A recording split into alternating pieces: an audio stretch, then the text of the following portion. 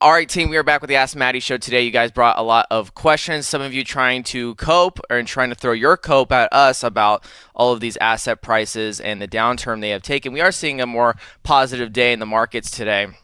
But yeah, we're just still in some positions where you should probably be more focused on buying, less thinking about taking profits and all those things right now, because we're just in one of those moments. This happens throughout the bull run. We have stops on the way up, and unfortunately, this is one of those stops, and you're just gonna have to eat it. And so today's show, you guys are asking if we have regret, what's needed for higher prices, how could Casper ever recover? So we're going to get into those questions today. But Maddie, before we get into the content for today, I think it's important the team knows what's going on over at Cryptocharge.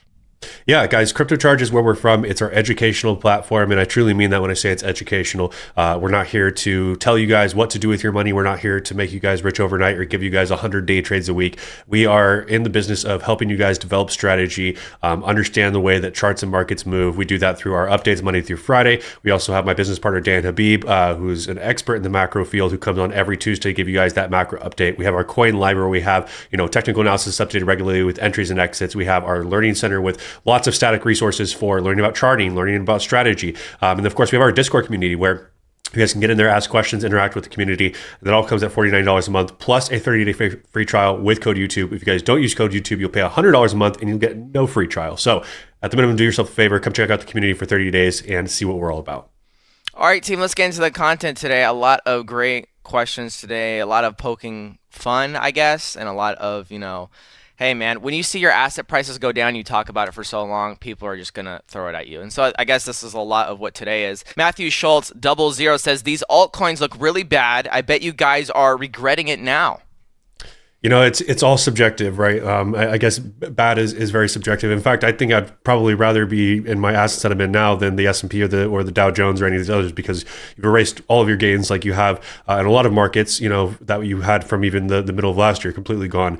And the stock market has definitely had a asymmetrical reaction over these last several weeks. And crypto, of course, over the weekend had a pretty big sell-off. But I would say that most bigger alts, you look at HBAR, you look at XRP, you look at Algorand, you look at a lot of these, and they're actually in much better positions than they were at the depths of their bear market. They are actually establishing higher lows right now. My grander thesis for this market is that we are seeing a much longer bull market than we've seen previously. I think it's going to take longer to get there. I think we're going to see more corrections along the way, more higher lows established. So I think this is actually more healthy market behavior than we've seen previously. So for the majority of my portfolio, I'm not upset or disappointed at all. I'm still very steadfast in my overall conviction in all of my alts. Of course, some alts I've had to give a little bit more attention to, like API3, like HNT, like Casper, but that's also just me implementing the strategy that I teach you guys at cryptocharge.com through our consistent investor strategy. There's a handful of different models that I give you to approach the market, whether we're in a bear market or we're in a bull market, we're in a corrective phase, or if we're just straight in bullish periods. Obviously, we're going to be taking our foot off the gas. This is one of those situations where I have a handful of alts that need my attention, and I'm just using a very, very simple split DCA approach to lower those. So I'm very grateful for some of these opportunities to be able to add a little bit more to those bags. A lot of my portfolio is still in the green from my averages. So, overall pretty happy with my alt portfolio. So, again, remember guys, your personal entry does not dictate the quality of an asset or the performance of an asset. Look at cycle lows, look at price now. Majority of the stuff in my portfolio is in a much better spot than it was when my averages were in the bear market. Johnny says, what's needed for higher prices? Oh, we need Powell to chill out. We need Trump to chill out. We need everyone to go take world's biggest, chill pill. As far as tariffs, I think that's really the biggest thing that we need to see to subside here in order to see, more favorable market conditions. When we have just so much uncertainty about the future of inflation, even though, we're seeing, priced in a different way. We know that, there's the 25% that you potentially see from China is not an actual effective 25%. It's much less than that because we're using very basic math. But we need to see the tariff war subside, right? We need to start to see some resolution there. We need to see interest rates come down a bit, which is going to create a more favorable credit environment. We obviously have a very asymmetrical relationship with the bond market right now. Yields, ripped really, really hard the other day. So there's just a lot of factors working against us. But if we at least at the minimum start to see just a handful of trade deals being resolved, that will help the markets on a lot. Just the anticipation that inflation is not going to be as bad as everyone thinks it's going to be with all the tariff and the reciprocal tariffs right now. If we see some sort of softening in that narrative, I think the markets could recover pretty nicely. Yeah, because if you see reciprocal tariffs and you see a bunch of countries wanting to go into an actual tariff war where it's a back and forth, then that's going to affect inflation. I think that's what Powell said the other day. And so it's kind of interesting when you think about because it's so uncertain right now, Matt, because you have like big economic data that's supposed to come out right now, but it's of last month. And then you currently have big tariff talks this week, tariffs taking into effect today. And so it's like those are lagging indicators because the market, the Federal Reserve bases everything basically on lagging indicators. They make it in retrospect. Their data aggregation is terrible. I think that's even what the Barry letter said to Trump. We need to fix this. And so it's so crazy right now. And I like what you said about it being longer because I think it is going to be longer because I was hearing something the other day just about recession in a bull market. And a recession being called during a bull market, we've never really seen that. And I think that's something I reflect back onto when Peter Bookvar came, was like 3 years ago now. He said, yeah, Bitcoin and crypto assets have only ever seen a bull run, have only ever seen a bull run in the stock market. And so it's really crazy to think about how this could actually play out. What do you think could actually play out, right? So we see recession called by the NBER. You see unemployment rate super high, continuously high. Inflation's kind of like a wild card right now. What's going to happen? Cooler inflation this week, but in the grand scheme of terms with tariffs, what could possibly happen this year? What do you think could happen? Could we really see crypto decouple from the stock market? We've seen a relatively strong positive correlation with the stock market and the crypto market. It generally behaves pretty closely together as a risk-on asset. Obviously, just a higher volatility, cohort of assets compared to the stock market. But I think that one of the things we can look at is, in the past when you see a recession called, and again, it's all just kind of an academic calling, like we talked about with a percentage down in the stock market equals a bear market. But we've talked on Monday's show a lot about where I actually think we are with the stock market, and I think we're doing a perfect rebalancing right now. In fact, I'm actually more bullish on the stock market now that we've tested some of these levels. But you get a recessionary announcement. Most of the time, by the time you see an announcement for a recession officially called, we've already been through the majority of that actual recession, right? We've actually felt most of the economic impact as consumers from that recessionary behavior, from everything that we did from 2020, all the hyper printing, all of the markets being left at just basically zero overnight interest rates to banks, right? Like that's just a catalyst to create inflation, which can eventually lead into recessionary environments. However, when you see that call, generally within a few months of that call, you actually see a very big bottoming process of the overall risk on markets. And then you generally see some more, returns over the next 6 to 8 months after that recessionary announcement is made. So in fact, I think it would be more like a ripping off the Band-Aid situation. It would also tee up the Fed to basically have to shift their policy. They couldn't just be hunkered down into holding rates steady or raising rates. They would need to try to help to alleviate those credit markets best they can by cutting rates. So overall, you can't time exactly when and how. But generally, when you have those two things together and you kind of rip that Band-Aid off, you're able to get a little bit more of a favorable risk-on environment after that. Benny the Jet says, I don't see how Casper could recover. What other coin has done what it should do? I mean, I guess I don't really understand your question because you look at the majority of the market right now, especially most of the small cap market. And I want you guys to remember that. We're talking about Casper right now at sub 100 million. You got API 3 sub 100 million, Velo sub 100 million. And the reason that we have such big returns on these or such big targets on these, and some of them are Fibonacci based and some of them are based on other imbalances and resistance levels in there, so meaning that we've actually visited those prices in the past, is that there isn't as much money required to enter that market in order to get to those prices, right? So if Casper had, let's say, even $2 to $5 billion enter the market, we could see some really, really great returns, even from some of your averages that maybe you don't love, right? Let's say you have like a 3 or 5% average. You say 2 to 5 billion? Yeah, like $2 to $5 billion, right? Like that's like very small amount of money in the grand scheme of crypto, right? Like most of the assets. Into Casper? Into Casper, absolutely. I think that's a very, very small amount of money, honestly, to enter the market. And you could see some prices that are very favorable. We saw even in November, we saw a 328% increase in a 7 or 8 day period. Now, of course, there were some other catalysts that pushed that along, but part of that fuel that helped that alarm was that market cap was so low that it became very attractive to a lot of people who watched the screeners looking for those small cap opportunities and jumped on that opportunity. So Casper, in my opinion, has a very strong fundamental basis right now. We've seen a plethora of development. We've got 2.0 that's completely pushed its way through the test net. We're going to see that release here soon. I think that they are a competitor in the space. They're just not the big boy yet, right? And I think that also at the end of the day too, you don't get rich betting on Microsoft after Microsoft was enormous, right? You got rich by betting on Microsoft before Microsoft became what it is today. Right. So, I would say that it doesn't really look a whole lot different than a lot of other assets I own. Even, a lot of you guys were huge Filecoin bulls, for example, in this last run, right? And Filecoin technically poked a new low. We've kind of recovered above that low now. And a lot of that sentiment has gone away. If you were to see Filecoin at $29, $30, right, all of a sudden it was like, oh, well, this is an easy trade from $30 to $60. And it's so clear to see it, how it can recover in that bullish period. It's very easy to doubt your entire portfolio at this point. I would say that most assets have either set some sort of very shallow high or low, or have even retested their lows because of all of this economic uncertainty. So I don't think we should put Casper in its own category. In fact, we haven't deviated below the November lows at all. We're still well above those. So, you can go ahead and pick around and decide which ones are going to do well based on, what you see on Twitter or your gut feeling about it. But, I've done my research on these. I know exactly what the hell I hold. And this is just massive opportunity. And I'm continuing to do a DCA that is comprised of a 70% Casper DCA and 30% H&T right now, again, based on my own personal averages, but putting my money where my mouth is, and I'm continuing to average down here. Once we're kind of back above that penny zone, I'll back off the DCA and I'll let it ride. Orlando says, Matt, when are you going to open a BTC position? First day after February. Honestly, guys, I really need a bear market in order to pick up some more Bitcoin. Gavin's so tired of my old man jokes. Dad jokes. Dad jokes, right? They're bad dad jokes on top of it. I just need the right price in order to even make the consideration. So, Gavin and I have chatted about this quite a bit too.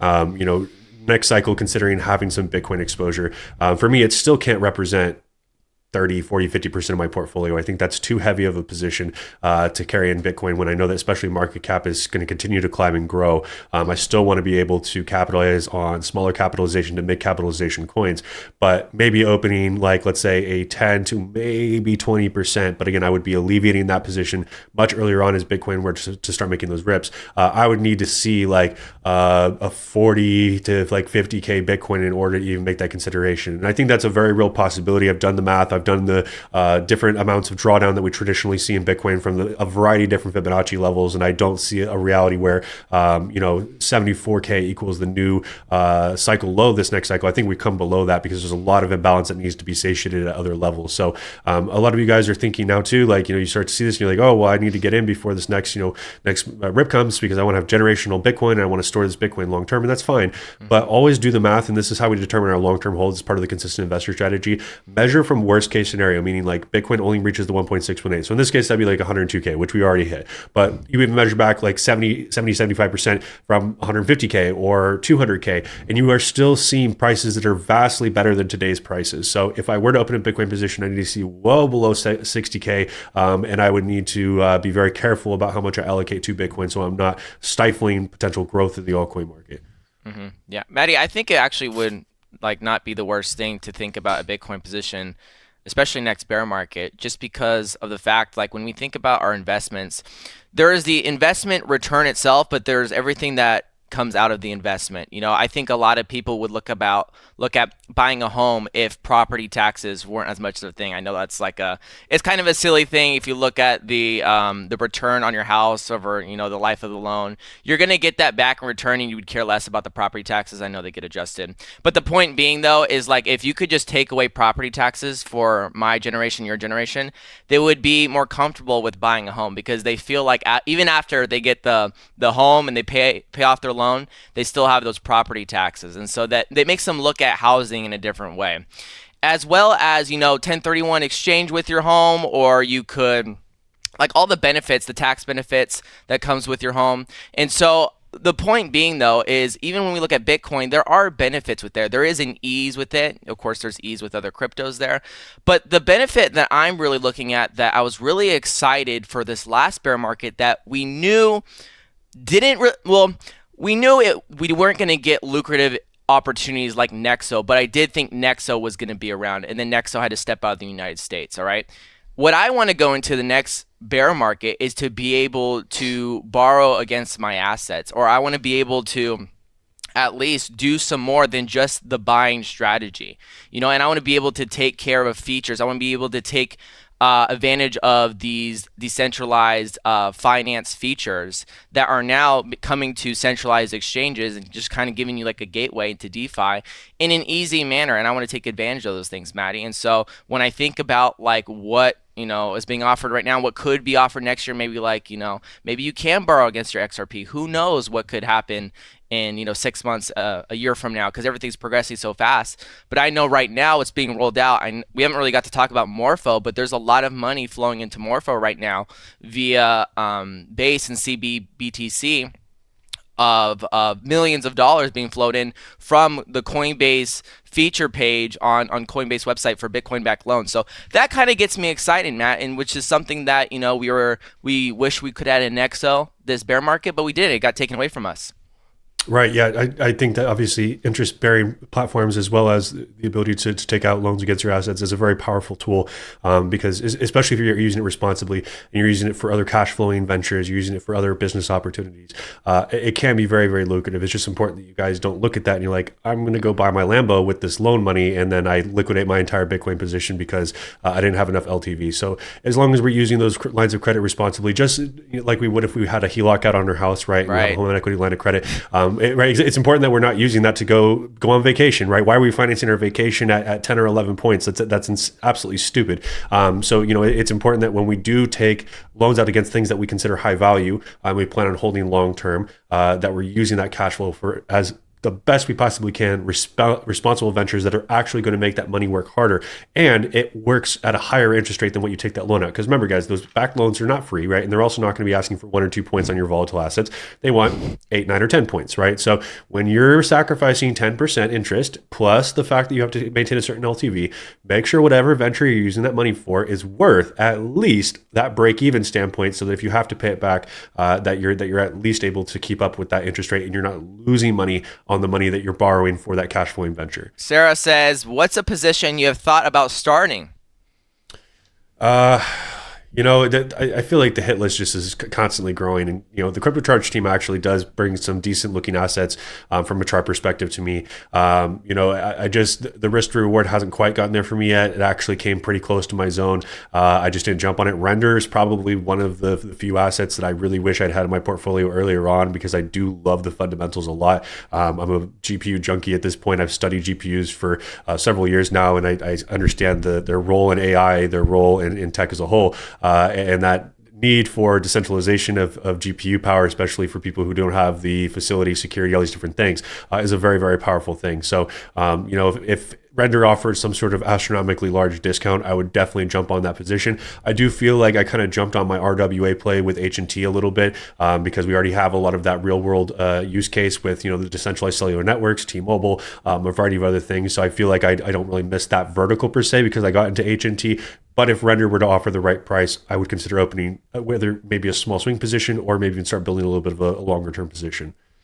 All right, Matt, that's all we have for the team today. Team, great questions. We are going to be back next week with more shows. So if you have any questions or things that you want for us to discuss on After Hours, or questions you have for the Ask Maddie Show, leave them in the comment section down below. If you got something valuable here, make sure you leave a like. Maddie, anything left for the team today? Any words of wisdom, any fortune cookie wisdom today? Guys, I think that this particular set of catalysts is obviously different than previous, but I would say the velocity of what we're seeing here kind of reminds me of when Russia and Ukraine picked up. I think that's kind of the sentiment I feel in the market. People are just incredibly bearish, and they get extra bearish at their lows.